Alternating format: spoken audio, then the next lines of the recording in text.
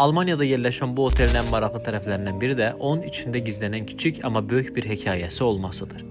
Bu məkanın ilk sahibi vaxtilə burada at saxlayıb, əkinçiliklə məşğul olub.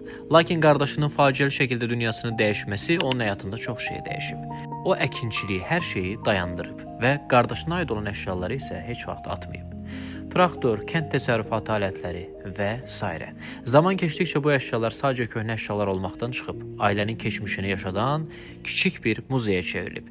Bugün isə siz burada həm rahat oteldə qala, həm də Azərbaycan mətbəğinin ləzzətlərini dada, həm də bu maraqlı ailə tarixinin bir parçası ilə tanış ola bilərsiniz. Bəzən bir muzeyin dəyəri onun böyüklüyündə deyil, içində qoruduğu xatirələrdir. Qeyd edim ki, bu otelin sahibi də elə Azərbaycanlıdır. Almaniyada istirahət etmək üçün maraqlı bir məkan axtarırsınızsa, elə seçim edə biləcəyiniz ən rahat məkandır. Buyurun.